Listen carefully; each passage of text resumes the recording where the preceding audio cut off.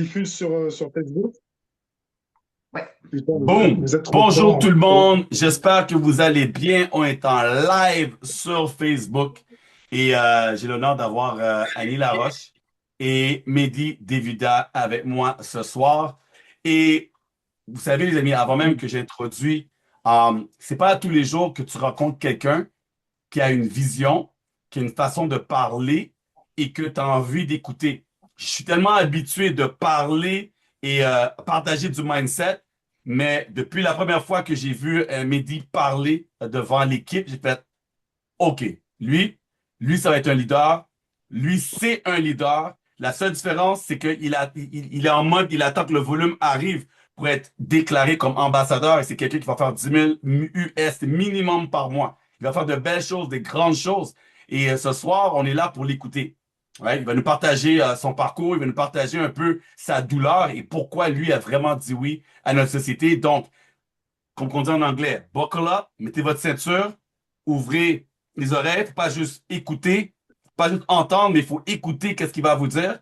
Et ensuite, j'espère que vous aussi, vous allez vous voir dans qu'est-ce qu'il va vous dire, dans la douleur et dire, tu sais quoi, moi aussi, je mérite de pas juste survivre, mais je mérite de vivre. Alors, sans plus tarder, ben, Annie, merci d'être là ce soir. Si tu pourrais nous introduire notre invité, Mehdi, et ensuite, Mehdi, je te donne la parole, mon ami. Mais en fait, Midi et moi, on s'est rencontrés sur les réseaux, comme moi puis toi, dans le temps, dans le passé. Je faisais des vidéos, puis Midi a vu que je voyageais beaucoup, il a vu que je faisais de l'argent, en fait, en ligne. Puis il a dit, c'est quoi qu'elle fait? Donc, il est venu me poser des questions, on a parlé, il est venu voir une présentation, puis aujourd'hui, il a décidé de se lancer avec nous. Il a vraiment frappé plusieurs personnes en peu de temps avec les témoignages qu'il a fait. Il fait déjà le tour des réseaux, puis je sais qu'il y avait beaucoup de monde qui attendait ce soir ce live-là. Fait que Mehdi, je te mets un peu de pression, là, mais il y a bien du monde qui sont là pour toi ce soir. Donc, vraiment, merci d'être avec nous. Puis j'aimerais que tu nous parles justement un peu de ton histoire, puis que tu nous racontes un peu comment ça s'est passé, qu'est-ce qui a fait le déclic pour toi, puis qu'est-ce que ça va changer dans ta vie à toi. Donc, on va te laisser la parole, puis let's go! Let's go! Donc, tout d'abord, merci à vous deux pour cette invitation pour ce soir. Donc, je suis vraiment content d'être là et puis pouvoir prendre le temps de discuter, vous raconter un peu tout ça. Donc, par où commencer? Il y a tellement de choses à dire qu'on a juste 30 minutes, hein, c'est ça que je comprends, hein? 30 Vas-y! minutes? Écoute, En gros, vas-y, vas-y, let's go. Do en you? gros, comment mon histoire a commencé? Mon histoire a commencé depuis déjà tout jeune, ok? Où j'avais des discussions quand même assez profondes avec ma maman. Je devais avoir quoi? J'étais au lycée à cette époque-là. Ma mère, elle me disait, vaut mieux pour toi, en fait, que tu sois un employé. Et moi, je comprenais pas, là, parce que moi, j'allais dans un lycée de riches, entre guillemets, c'était une espèce de couvent où il y avait des personnes assez fortunées. C'était le plus souvent des béquets qui étudiaient là-bas. Et moi, en fait, j'étais dans cette école-là. Puis je me disais, mais je comprends pas. Les béquets, là, c'est du monde qui ont de l'argent. Puis ce sont pas des employés, là. C'est des personnes qui, justement, ont leur entreprise et puis ils ont la belle vie, là. C'est génial. Et c'est cette vie-là que j'ai envie de vivre. Donc, pourquoi ma mère est dans ce blocus à me dire, faut que tu sois un employé? Bref, je comprenais pas, mais je lui dis, OK, maman, c'est bon. Puis j'ai continué ma route. Tu sais. Puis de fil en aiguille, ben, j'ai fait mes études, forcément, tu sais, comme un bon petit travaillant. Hein. Et puis, y a pas de honte à ça. Je dirais que c'est un parcours de base, un parcours lambda de monsieur et madame tout le monde, d'aller étudier et puis, bon, ben, revenir avec un diplôme. Maintenant, la vraie question, c'est que est-ce que mon diplôme m'a servi à quelque chose? C'est possible que ça m'ait servi à quelque chose. Voilà, j'ai un bac dans le commerce, dans la vente, et puis ça, c'est quelque chose de super intéressant. Ça me permet quand même de rencontrer du monde, d'aller parler à n'importe quelle personnalité, que ce soit le PDG de telle boîte ou peu importe, celui qui nettoie les couloirs, les corridors en fin de journée. Je suis à l'aise là, à aller parler au monde, là. Je suis vraiment à l'aise. Donc, c'est ça, j'ai obtenu mes diplômes, tout ça. Et puis, bon, ben, comme vous le savez, j'ai commencé à faire des jobs de type alimentaire. Parce que quand tu rentres dans le monde du travail, tu n'as pas nécessairement un gros poste comme ça. Donc, de fil en aiguille, j'ai eu des petits jobs. Après, j'ai eu des plus grosses jobs. Après, ben, les plus grosses jobs me tannaient, donc j'ai décidé de peut-être travailler en boîte de nuit en tant que bouncer, tu vois, c'était le fun. J'étais jeune, j'étais con, voilà, je voulais m'amuser, puis c'est ça. J'avais pas encore le mindset que j'ai actuellement, mais c'était quand même enfoui dans ma tête. Je pensais à ça à cette époque-là. Puis comment ça s'est développé en fait? Je te dirais que là où j'ai vraiment eu le blocus, c'est quand j'ai décidé de partir travailler à Genève, donc en Suisse. Donc à cette époque-là, bon, ben, j'avais quitté la Martinique depuis un certain temps. J'avais 19 ans quand j'ai quitté la Martinique. Puis j'étais en France métropolitaine par la suite. En France métropolitaine, bon, ben, c'est ça. J'avais mon espèce de circuit. J'étais dans une espèce de rat race, là, tu vois. Travail, métro, dodo, puis peut-être, si j'ai un peu de chance, des vacances une fois par an. Peut-être, si j'ai de la chance. Puis ça me tannait. Je me disais, merde, putain, c'est pas ça que je veux pour ma vie. Je veux vraiment. Je suis une personne, je mérite les étoiles, là, tu vois. Je suis un numéro 10 moi. Je suis pas. Tu vois ce que je veux dire? Donc, j'ai eu de l'audace. J'ai eu une discussion avec un pote à moi à l'époque. On sortait de club en boîte de nuit, peu importe, là. Puis on a eu cette discussion où justement, on se disait, mais pourquoi on se casse pas à Genève? Là-bas, ils font des salaires de ministres et puis nous, on est là en train de, tu vois, dépenser de l'argent en club de nuit. Qu'est-ce qu'on fait de notre vie, là? Puis, qui m'a répondu, le mec? Il m'a répondu, ce qui nous manque, c'est l'audace. Et ça m'a frappé, là. Ça m'a frappé. Je me suis dit, putain, c'est ça qui me manque, c'est l'audace. Waouh! Ben, tu sais quoi? Je vais avoir de l'audace là. Du jour au lendemain, du jour au lendemain, là, je vous le dis. J'ai tout vendu déjà. J'habitais à Lyon, j'ai tout vendu. Je me suis acheté avec l'argent justement des biens que j'avais vendus. Je me suis acheté une petite Renault Clio là. Une Renault Clio Bulle. Je sais pas si ça vous parle, là, c'est une voiture de merde là. Je vous dis, c'est une voiture. J'avais juste deux places à l'avant, puis à l'arrière, j'avais pas de place là. C'était une voiture commerciale. Je me suis pris ma petite voiture, j'ai fait mes petites recherches sur Marketplace de savoir s'il y avait des appartements à louer à la frontière entre Genève et la France. Puis j'ai trouvé. Puis du jour au lendemain, je m'en suis allé. Voilà. Je suis allé au nouvel appartement à la frontière et tout. Puis c'était vraiment magnifique, j'étais très impressionné. Et Genève, c'est vraiment beau. Tu as la Haute-Savoie de l'autre côté, bah, côté français, c'est magnifique, c'est la montagne. Puis je te dis, c'est des paysages de malade mental. Donc déjà, rien que ça changeait déjà mon mindset. Je me suis dit, waouh, je l'ai fait, puis je suis rendu là aujourd'hui. Mais je me suis cassé la gueule. Je peux pas partir du jour au lendemain comme ça, sans avoir préparé quoi que ce soit. J'ai eu de l'audace, mais j'ai été irréfléchi. J'ai pas pris mon temps. J'ai pas pris mon temps et je me suis cassé la gueule. Mais ça a été une bonne leçon. Ça a été une bonne leçon parce que oui, j'ai galéré, mais j'ai cogné aux portes là. J'ai défoncé les portes là. J'ai défoncé les portes. Et ben, à force de défoncer les portes, ça a fini par marcher. Euh, En tant que tel, mon diplôme de mon bac, ça me servait à que dalle, là, je vous le dis très, très honnêtement. Pourquoi? Parce qu'il me fallait un permis G pour travailler à Genève. Je dis, putain, c'est quoi ce permis G, là? Bref, j'ai obtenu mon permis G. Je l'ai obtenu par le biais justement d'une salle de gym, là, une salle de sport qui m'avait embauché à l'époque parce que oui, effectivement, j'ai aussi mon BPGEPS AGFF. Donc ça, c'est un diplôme d'État français en fait qui me permet d'exercer dans le milieu du fitness, tout simplement. C'était royal, c'était magique. Là, l'argent tombait à flot, là. L'argent tombait, là. J'ai acheté des motos, des voitures, des trucs. C'était génial. Là, j'ai commencé à me dire, enfin, je vis, enfin, je revis. Puis, dépenser encore pour acheter des conneries. Je me posais encore des questions.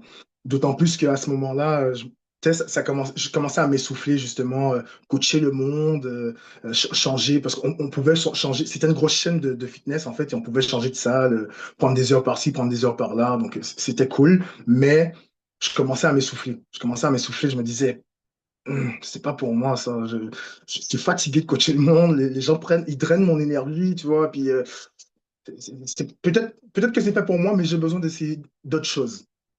Et puis, en ayant cette réflexion, je suis tombé sur, pardon, je suis tombé sur une vidéo de monsieur qui s'appelle Cédric Anissette. Je ne sais pas si ça vous parle, mais c'est un grand entrepreneur français quand même qui, ben justement, lui, il est dans le bon lifestyle, tu vois. Euh, il disait voilà tel livre à lire, il y a un livre à lire, Robert Kiyosaki, lisez ça. Tu vois, il avait vraiment des bons conseils. Et puis, waouh, je me suis dit, waouh, c'est ça qu'il me faut. Faut que je sois entrepreneur, en fait. Je me suis dit, faut que je sois ça, en fait. Le gars avait tellement un bon mindset, ça m'a bien matché. Là, du jour au lendemain, là, je me suis dit, OK, j'en ai marre d'être employé. Mais ça n'a pas marché tout de suite, tu vois. J'ai continué encore dans la rat race, hein, dans la course des rats, métro, boulot, dodo, parce que bon, ben, ça prend du temps. Puis, mais je faisais quand même de l'argent, tu vois. On est à Genève, hein, on va pas se le cacher. Mais la façon dont je gagnais l'argent ne me plaisait pas. À ce moment-là, j'avais rencontré un gars qui travaillait dans un MLM qui s'appelle Herbalife. Puis ce gars-là, ben, on a discuté, il a vu que j'étais coach, donc forcément j'étais un bon profil pour lui. Je me suis dit, OK, pourquoi pas. Je me suis lancé là-dedans, je me suis lancé dans l'aventure et puis c'était pas, c'était pas le bon véhicule pour moi. Malgré effectivement tous les témoignages qu'il y avait, effectivement, il montrait plus ou moins sa vie. C'était un bon gars.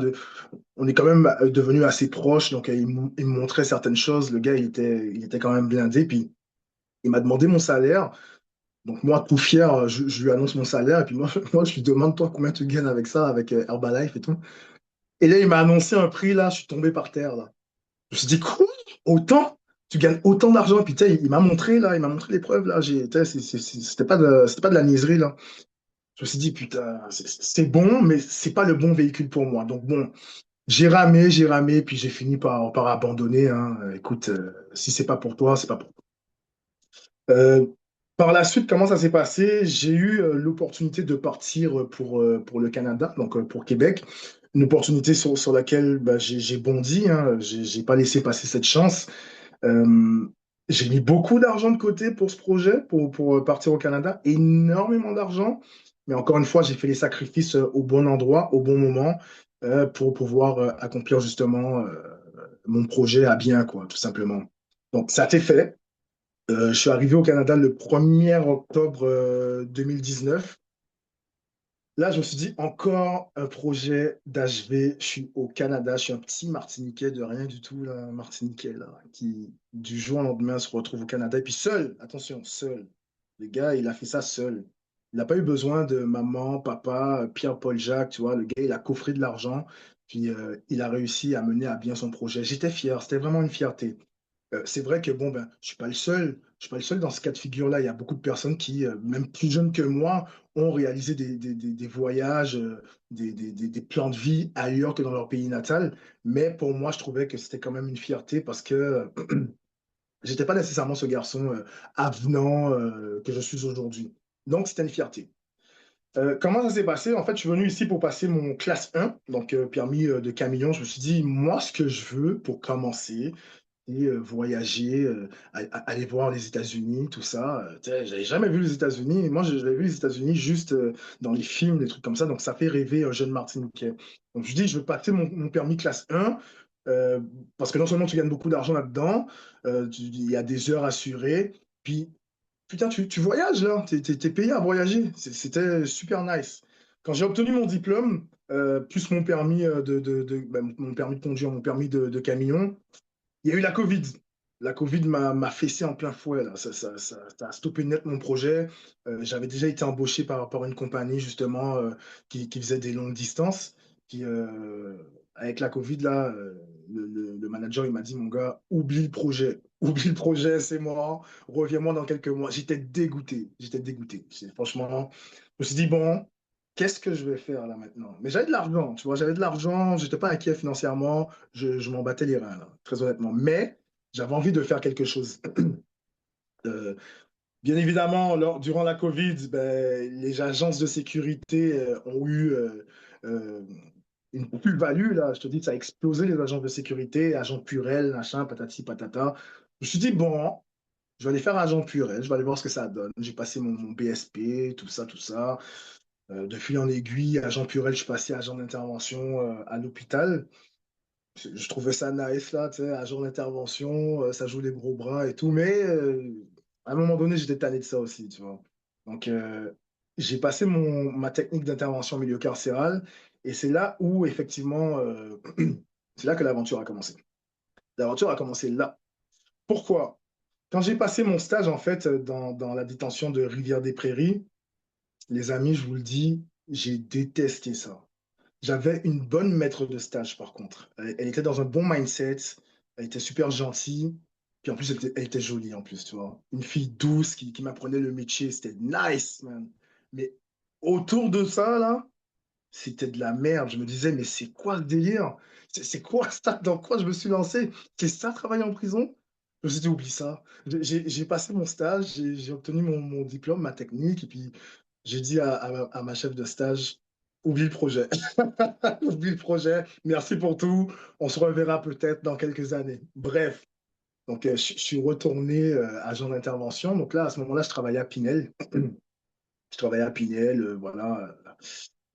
Pinel, c'était bien, mais bon, encore une fois, je trouvais que je faisais encore beaucoup d'heures. Je faisais énormément d'heures. Puis, j'étais pas spécifiquement rémunéré à juste titre. À part qu'on a eu, à un moment donné, ils ont sorti un projet de loi, ben, un projet de loi, pas un projet de loi, mais c'était quand tu fais du temps supplémentaire, tu es payé à temps double. Oh my God, qu'on a fait de l'argent. Punaise, on a fait de l'argent à ce moment-là. Les agents d'intervention, infirmières, tout ça, ils ont fait de l'argent. Après tout ça, ça a été fini. Forcément, la Covid, ça a eu une fin. Donc, je me suis dit, bon, bah, peut-être agent correctionnel, ça sera plus payant et puis peut-être gratifiant aussi au niveau du titre. Donc, je suis retourné, tu vois, malgré mon mal-être, en fait, dans ce milieu-là, je suis retourné là-dedans. Je me suis dit, je vais me laisser une chance quand même là-dedans. Je me suis laissé une chance. Et waouh! Je pense que de ma vie, j'ai jamais vu un milieu aussi austère, un milieu maussade. C'était morose, et puis je veux dire, il y a des choses tristes qui se passent là-bas. C'est triste, c'est dangereux. Puis moi, de base, je suis une personne qui est joviale, j'aime la vie, j'aime profiter, j'aime rigoler. Puis je te dis, là, j'ai vite perdu mon sourire. Et pourtant, les chefs d'unité à l'époque me disaient, mon gars, tu souris beaucoup, tu as l'air dans ton assiette, là, t'es bien, t'es bien portant et tout. Je te laisse quelques mois et crois-moi que ton sourire, tu vas l'oublier vite.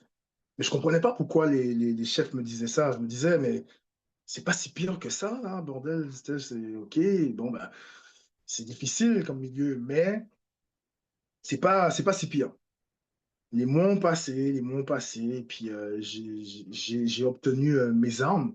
Donc, qu'est-ce que je veux dire par là? C'est que quand tu passes le permis pour les armes, tu as la possibilité de partir en gardiennage avec les personnes incarcérées, soit pour aller à l'hôpital, soit des funérailles, peu importe. À partir du moment où la personne incarcérée quitte l'établissement de détention, il est obligé d'être accompagné par deux gardes. Papa, il est occupé, chérie. Papa, il est en train de discuter. On va jouer après. Merci. Donc, c'est ça. La personne incarcérée est obligée d'être accompagnée de deux gardes armés. C'était le fun. Putain, j'ai un gun sur moi. OK, on est là, tu vois. C'était de la merde. Je me suis fait abuser comme pas possible. Pourquoi? Le problème là-dedans, là, c'est que quand tu as les armes, en fait, tu sors pas que le jour, tu sors pas que le soir, tu sors aussi la nuit. La nuit, qu'est-ce qu'on fait la nuit, là? Surtout moi. La nuit, moi, je dors, moi, la nuit, là. La nuit, je suis fatigué. Tu vois ce que je veux dire? Je suis fatigué la nuit. Qu'est-ce qu'ils me font faire? Ces gens aller garder le bandit à l'hôpital. Le bandit est en train de dormir devant ma face, là. Je suis fatigué en esti, là, je vous le dis, les amis, là. Je suis fatigué, fatigué, là. Ces gens, j'ai les yeux qui sortent de l'orbite, là. Mais ce qu'ils font, c'est qu'ils m'envoient à l'urgence. Ça, c'est même pas dans des chambres, c'est pas dans des chambres où tu es tranquille. Non, tu es à l'urgence, tu as les ambulanciers qui passent. Toi, tu es obligé d'être soit debout, soit assis sur une chaise qui te fait mal aux fesses là, toute la nuit. Là, c'est terrible. Je te dis, puis tu as, la personne incarcérée juste en face de toi qui est en train de ronfler, qui est en train de dormir. C'est une vie, ça? C'est pas une vie. C'est pas une vie. Je suis désolé, c'est pas une vie. Donc, au début, j'étais content, c'est tout beau, tout nouveau. Quand c'est comme ça, on est content. Mais au fur et à mesure, je vous le jure, ça me drainait de l'énergie, ça me prenait de l'énergie. Puis dans le milieu correctionnel, il y a une chose à comprendre, c'est qu'il y a aussi le climat avec les personnes incarcérées qui est très lourde, mais entre collègues, c'est une atmosphère ultra compétitive et très malsaine, malheureusement. Il y en a avec qui ça passe, puis d'autres avec qui ça passe pas, malheureusement. Mais c'est intense. Tout ça pour dire que la détention, ça a été un bon tremplin pour moi parce que j'ai fait énormément d'argent. Je vous le cache pas, j'ai fait énormément d'argent. Par conséquent, j'ai donné beaucoup de mon temps. J'ai donné beaucoup de mon temps. Et quand je vous dis beaucoup de mon temps, c'est, imaginez-vous, toute une semaine, du lundi au dimanche, à faire des 16 heures. Soit des 16 heures, soit des 20 heures, soit des... tous les jours, comme ça. Donc, tu fais de l'argent. Tu fais ton heure, tes heures régulières, donc ton 8 heures, puis tu as encore un 8 heures en temps supplémentaire. Ça fait de l'argent, là. Grâce à ça, j'ai acheté ma maison. Je suis parti en vacances, je ne sais pas combien de fois. Mais j'ai des voitures à plus finir, j'ai des motos, des trucs de fou. Mais ça, c'est dû à certains investissements que j'avais fait par le passé. Mais je vous le dis, là, c'était des salaires rocambolesques, là. Je vous dirais pour la moyenne du monde lambda, là, c'est des salaires à 10 000 par mois, tu sais, 5 000 aux 2 semaines. Mais le problème, c'est que aux 2 semaines, là, quand je regardais ma fiche de paie, tu sais, là, je vais faire une petite parenthèse là, sur le business où justement, Travaurium, tu vas payer moins d'1 dollar par jour là, sur ton business, sur ta business, pour toi, pour évoluer toi. Quand tu regardes ta fiche de paie, en tout cas la mienne, c'était, je m'excuse pour le bruit, là, les enfants, ils vont bientôt aller au dodo. Là. Quand je regardais ma fiche de paie, c'était des gens 7 000, 8 000 bruts. Et genre, j'obtenais soit 4 500, 5 000 nets. Je me dis, what the fuck? C'est quoi ces conneries, là? Je dis, ça veut dire que j'ai travaillé pour quelqu'un, là. Je n'ai pas travaillé que pour moi, là. J'ai travaillé pour quelqu'un d'autre, là. Les taxes, les ci, les ça, les RQ, les machins. J'étais écœuré. J'étais écœuré parce que je me disais, c'est mon temps, là, que je donne. Mon temps que je passe pas avec mes enfants. C'est du temps que je donne à la détention, que je donne au gouvernement, là, pour garder des personnes incarcérées et des personnes qui ont tué du monde, qui ont peu importe, là, tu vois ce que je veux dire? C'est sûr qu'il faut prôner la réinsertion sociale pour cette communauté carcérale. Mais Chris, nous les agents, nous sommes des humains, là, on a une famille, tu vois ce que je veux dire? On a des projets, et puis on a pris la décision effectivement de devenir agent correctionnel, mais tu sais, se faire imposer des heures supplémentaires tout le temps, tout le temps, tout le temps comme ça, c'est des choses qui sont en contradiction avec moi carrément. Donc oui, j'ai fait de l'argent, tout ça, mais à un moment donné, j'étais tanné. Les amis, j'étais tanné. Je me suis dit, je risque ma peau tous les jours. Tu sais, des drones à n'en plus finir dans les détentions, des lames. C'est dommage parce que j'avais prévu des petites images à partager, mais là, malheureusement, mon PC n'a plus de batterie. Mais j'aurais pu vous montrer des photos avec les visages des personnes incarcérées, floutées, mais avec des lames, des couteaux, des pics, tout ça. Puis moi, je m'en vais travailler dans ça, là. Je m'en vais travailler là-dedans, là. Tu vois ce que je veux dire? C'est apeurant. Tu sais, maintenant que j'ai pris du recul, je me dis c'est apeurant. Avant, j'y allais parce que voilà, je suis là-dedans. Tu sais, t'as pas le temps de penser à ça. Tu fais ta job et puis un point, c'est tout. Mais quand tu prends le temps quand tu prends le temps de vivre, hein, on va être très honnête, quand tu prends le temps de vivre, quand tu prends du recul, tu te dis putain, qu'est-ce que je foutais là? Qu'est-ce que je foutais là? Donc moi, j'ai pris la décision d'arrêter tout ça. On arrête ces conneries. Moi, j'ai qu'une seule vie, une seule, pas deux, une. Donc moi, j'arrête ces conneries.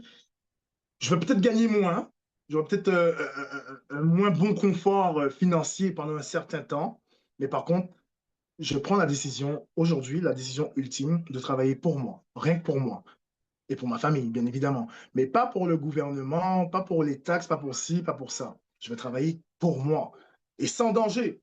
Je vais faire mes horaires à moi, je vais m'occuper de tout ça moi-même, tu vois. Si ça plante, ça sera de ma faute. Ça sera moi et je vais recommencer si ça plante. C'est pas grave.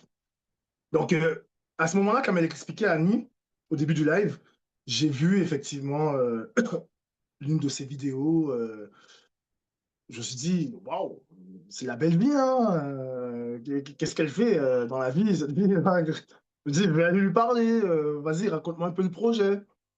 Puis là, elle m'explique un peu le délire, tu vois. Puis je me dis, mais waouh, tu me parles de voyager moins cher. Tu me parles de faire de l'argent juste en invitant du monde, là. C'est pas grand-chose, là.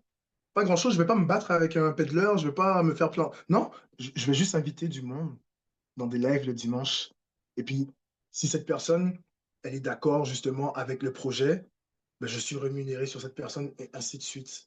Tu vois? Et ça, en fait, c'est aussi donner l'opportunité à d'autres personnes de pouvoir travailler avec moi, puis de pouvoir justement s'en sortir, là, tu vois?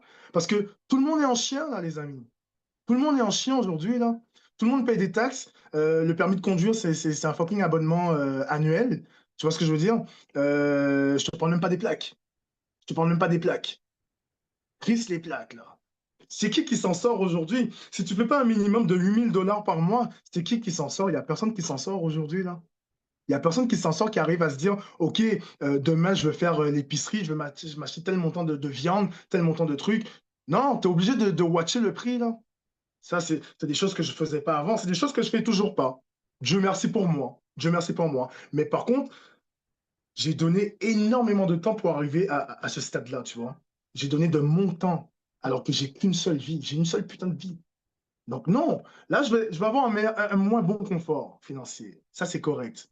Mais par contre, je vais me battre pour avoir un meilleur confort que ce que j'avais auparavant.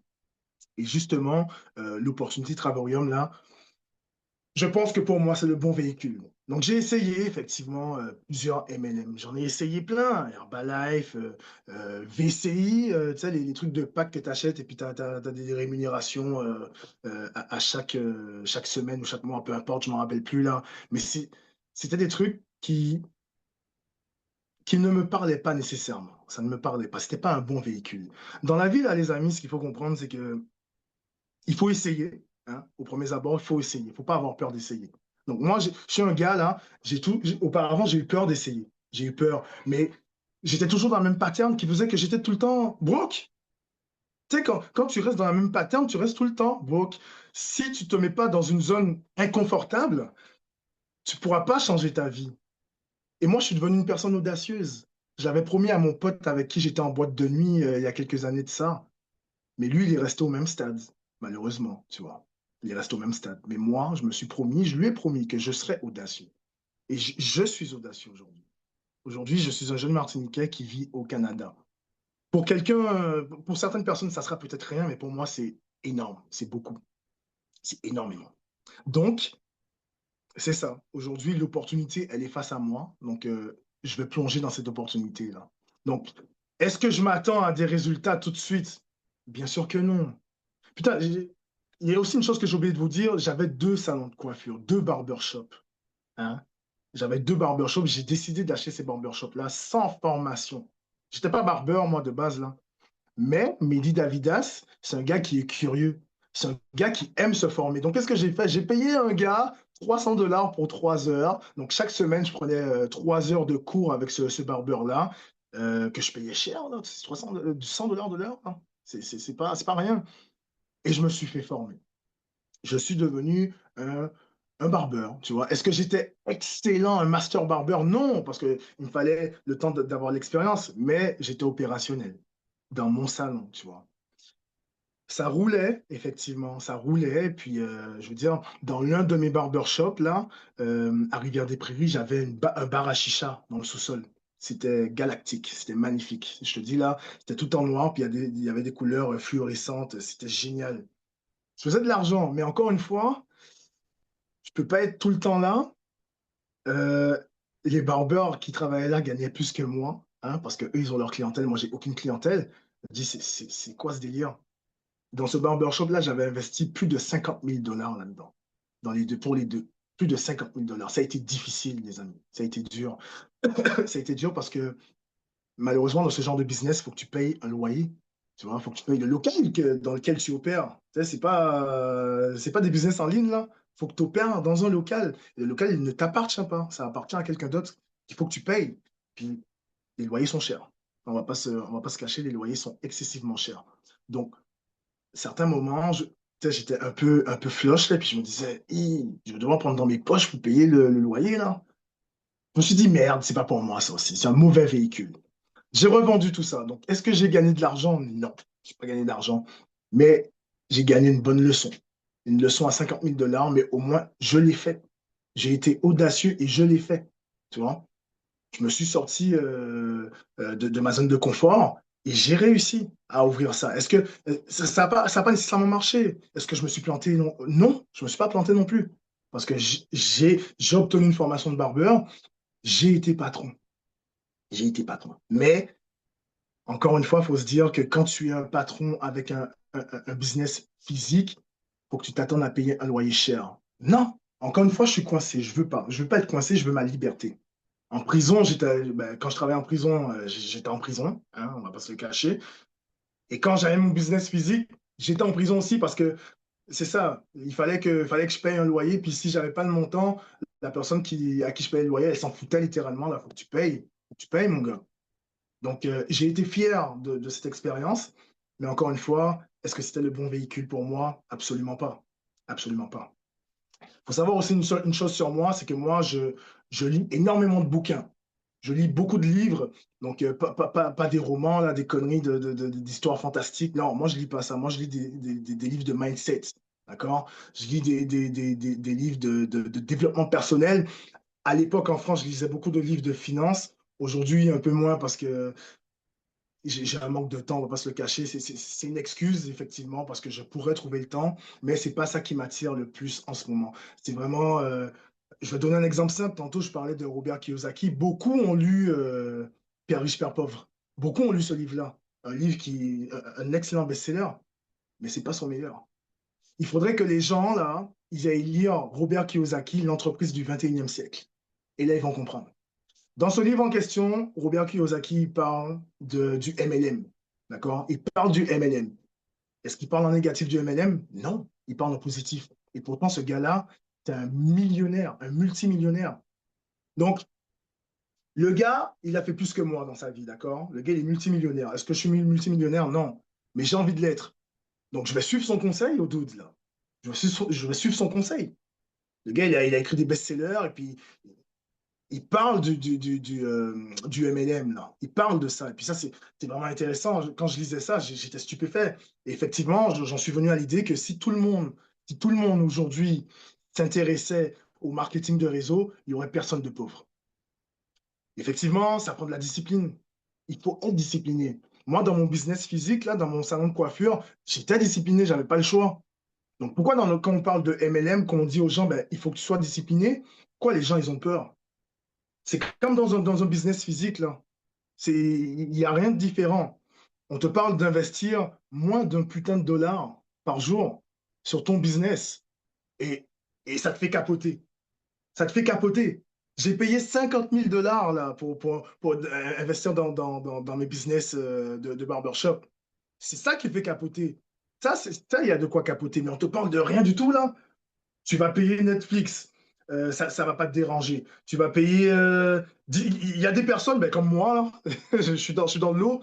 J'ai Netflix, j'ai Disney, j'ai Amazon, j'ai Crave. Puis tout ça, je le paye par mois, là, et puis ça revient cher. Et puis je pense que je ne suis pas le seul. Mais par contre, je paye ça par mois, mais j'ai un bon mindset. J'ai un mindset d'entrepreneur. Pourquoi? Parce que si je veux ça, je vais devoir aller chercher l'argent pour payer ça. Mais il y a des personnes, ils galèrent chaque fin de mois, hein, les amis. Chaque fin de mois, les gens, ils galèrent. Et dites-moi pas que c'est pas vrai. Je sais qu'il y a beaucoup, beaucoup, beaucoup de personnes qui galèrent au Québec, là. Énormément, et pas juste au Québec. Et pourtant, quand on va te proposer une opportunité, tu vas, tu vas te recroqueviller. Tu vas dire, ah, je sais pas, je sais pas si c'est pour moi. Mais t'as même pas essayé. T'as même pas essayé, dude. Essaye, sois curieux. Et puis c'est ça que je dis à la plupart du monde, c'est il faut être curieux dans la vie, tu vois. Parce que si tu n'es pas curieux, tu peux passer à côté de plein de belles choses, là. Il faut que tu sois curieux, il faut que tu galères aussi un petit peu.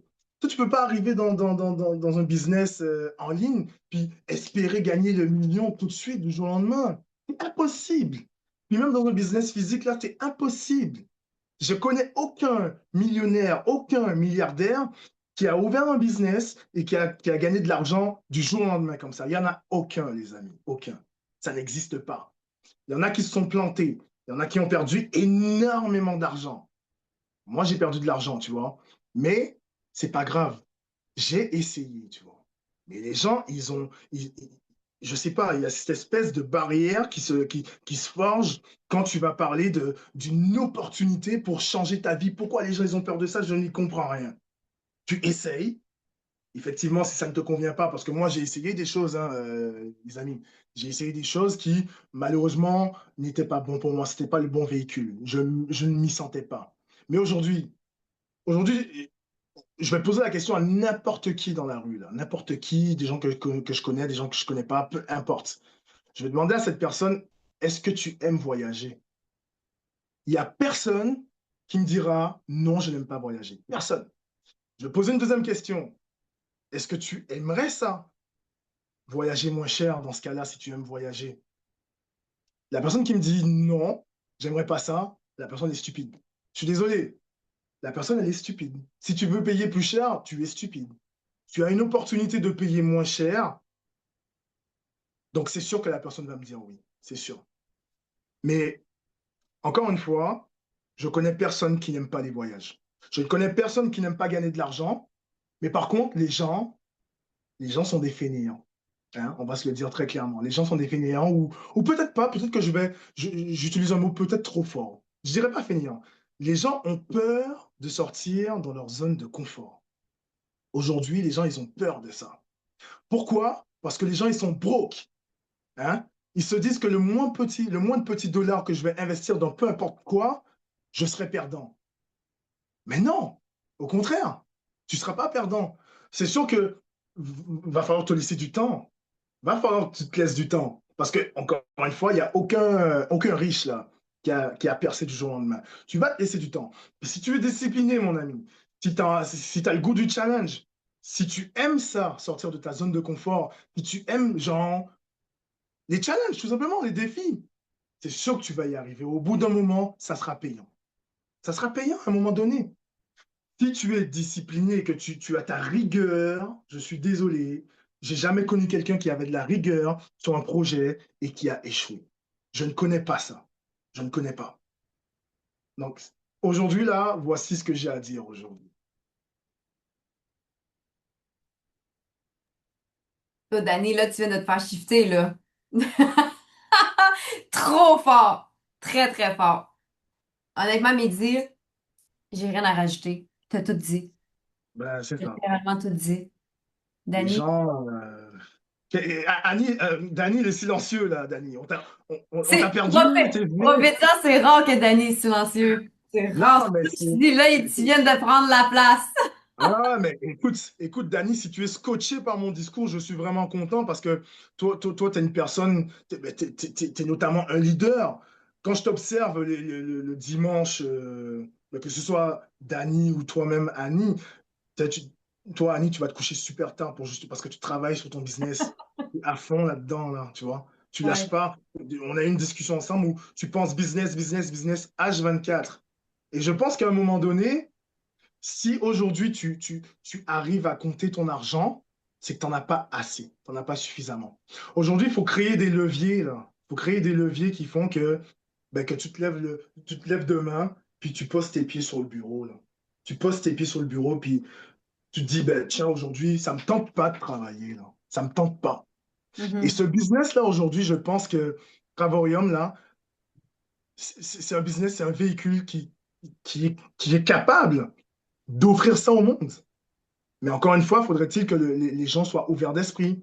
Faudrait-il que les gens arrêtent de penser que métro, boulot, dodo, c'est la vie qu'on mérite. On ne mérite pas ça. Ça, c'est littéralement de l'esclavage moderne.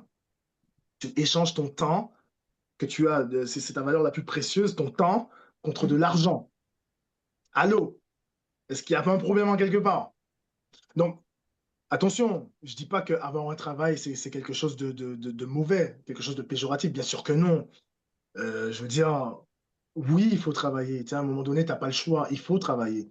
Si tu as un travail, ben, c'est bien. C'est mieux ça qu'une personne qui glande rien, puis je sais pas, qui fout le bordel dans la rue et qui finit en prison. Donc, je vais jamais clasher une personne qui travaille. Par contre, j'aimerais ça avoir la force de dissuasion, la force de persuasion, pardon. Une force persuasive pour justement euh, parler au monde et leur expliquer qu'il n'y a pas que ça qui existe. Il y a aussi d'autres alternatives. Ce ne sont pas nécessairement des alternatives difficiles physiquement. C'est sûr que, bon, ben, mentalement, ben, et même mentalement, putain. C'est juste Je veux dire, différent. tu vas aller voir une personne, tu vas lui dire, OK, est-ce que tu aimes voyager? Oui. Est-ce que tu aimerais ça payer moins cher pour voyager? Oui. Est-ce que tu veux faire de l'argent? Oui. Ben, viens dimanche. Dimanche à 14h, viens, il y a un live. Puis mon Simple. ami Dani sera là pour t'expliquer le tout dans la joie et la bonne humeur. C'est tout. C'est tout ce qu'il y a à faire. Simple. C'est tout ce que tu as à faire pour gagner de l'argent, putain. C'est tout. Allô? Je vais, j'ai pris quelques notes. J'ai bien écouté, j'ai pris quelques notes. Je vais rebondir avec la dernière chose que tu as mentionnée. On ne demande même pas aux gens de se faire rejeter. On ne demande pas même pas aux gens de gérer quelqu'un qui te dit non, en fait. On te demande Exact. d'inviter. Es-tu libre? Oui ou non? Si tu es libre, viens.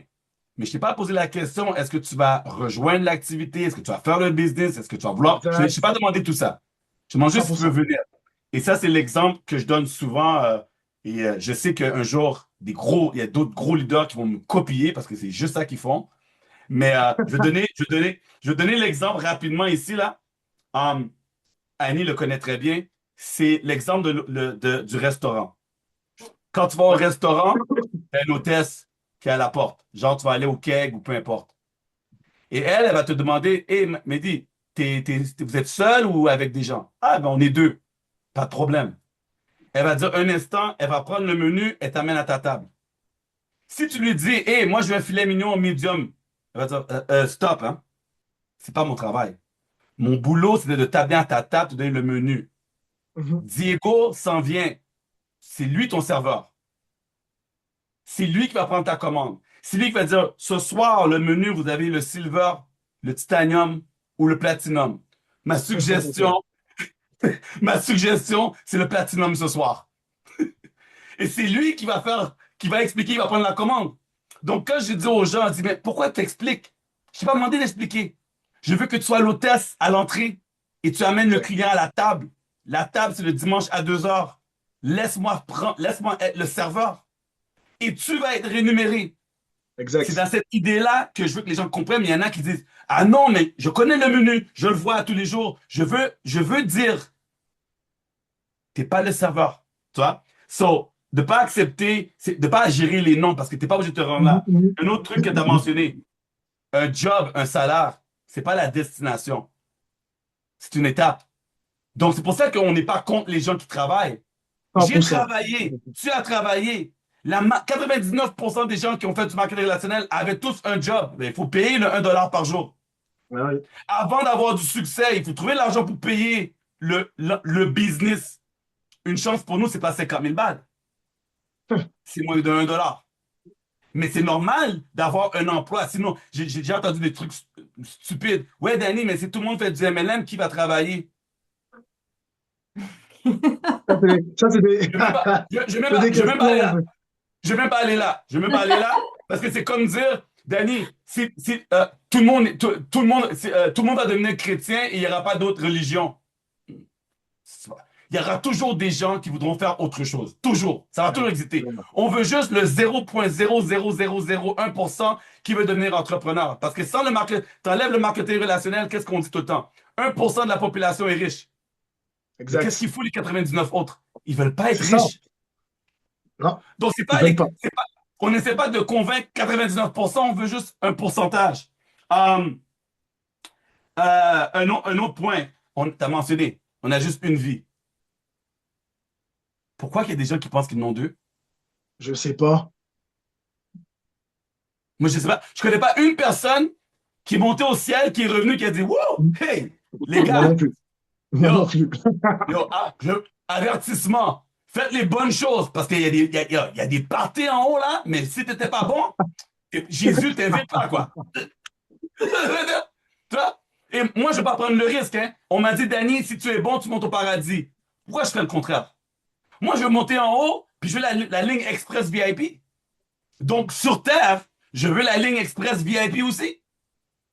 Je sais que la ligne express VIP, c'est devenir entrepreneur et le système Exactement. planétaire fonctionne sur l'argent. Pourquoi je vais être contre le système qui a déjà été imposé sur moi? Mhm. Quand je suis venu au monde, quand tu es venu au monde, quand Annie est devenue au monde, qu'est-ce qui s'est passé? Les médecins ont dit, Madame, faut acheter du lait, faut acheter des couches. Ah, vous donnez pas tout ça? Non, c'est vous qui avez eu l'enfant, hein? Faut le nourrir maintenant, hein?